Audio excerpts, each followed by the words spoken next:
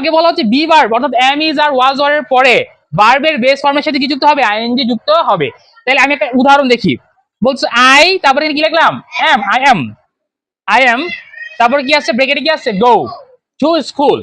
এখন আমাকে বলা হচ্ছে কি বি ভার্বের পরে যদি ভার্ব আসে তার সাথে কি যুক্ত করতে হবে, আইএনজি যুক্ত করতে হবে। তাহলে আমি কি আই এম গো হবে না, কি হবে না, আই এম গো হবে না। কি করতে হবে, গো এর সাথে কি লাগাইতে হবে, দেখো আই এন জি, জাস্ট কি লাগাইলাম আই এন তারপরে জি।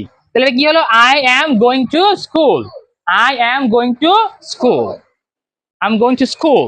ঠিক আছে, বসো। Let's learn about the next rule. পরবর্তী রুল নিয়ে আসো, আমরা কিছু পড়াশোনা করি। বলছে to have verb. To have verb মানে হচ্ছে have, has, had. Have, has, had এগুলোকে একসাথে আমরা কি বলবো, to have verb. Have, has, had এরপর ভার্ব এর ফার্স্ট পার্টিসিপল ফর্ম বসে। হ্যাভ, হ্যাজ, হ্যাড এর পরে কি বসে, ভার্বের ফার্স্ট পার্টিসিপল ফর্ম বসে। আমরা কিন্তু ভার্বের তিনটা ফর্ম পড়ছি না, কি কি বলো, base form, first form, past participle form. ঠিক আছে, তাহলে বলছে যে হ্যাভ, হ্যাজ এর পরে যেই ভার্বই আসুক না কেন, no matter what the verb is, যেই ভার্বই আসুক না কেন, we have to put the past participle form of that verb। আমাদের কি করতে হবে, ওই ভার্বটার past participle form বসাতে হবে। সে ফর এক্সাম্পল দেখো কি বলছে, আই হ্যাভ, মনে করো এটা খালি ঘর, ধরো কি এটা খালি ঘর, গো টু স্কুল। এখন আমার কি আমি বলছিলাম কি, ব্রেকেটের ভিতর যে ভার্বটা আছে যদি সঠিক ফর্মে থাকে, তোমার যদি মনে হয় তাহলে বসাই দিবা, আর যদি মনে হয় না I have to change it, আমাকে এটা চেঞ্জ করতে হবে, তাহলে চেঞ্জ করে কি করবা, এটাকে বসাবা।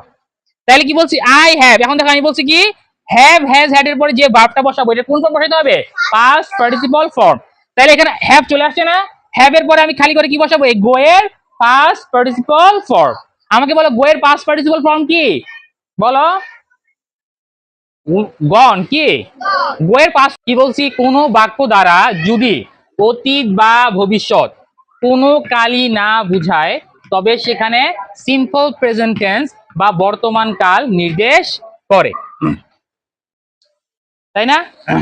যেমন কি লিখছি, I dash go to school. ঠিক আছে, এখন আমি বিদ্যালয়ে কি দেওয়া আছে, ভিতরে ব্রেকেটে কি দেওয়া আছে গো, আমি বিদ্যালয়ে যাই।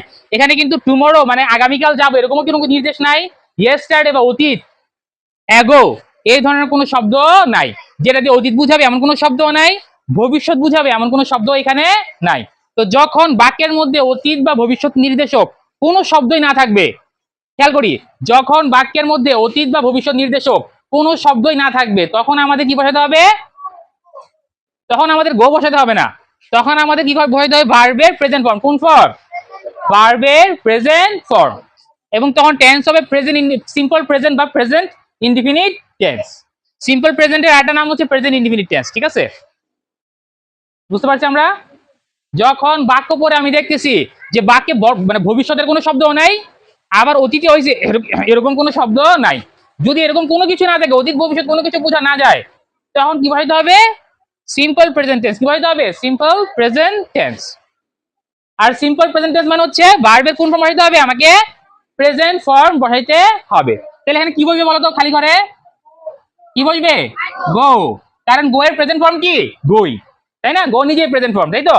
তো গো তো নিজে প্রেজেন্ট ফর্মে আছে। আমি বলছি ব্রেকেটে যেটা আছে এটা যদি সঠিক থাকে তাহলে চেঞ্জ করো, তখন ওইটা কি করো, তুমি এখানে বসাই দিবা।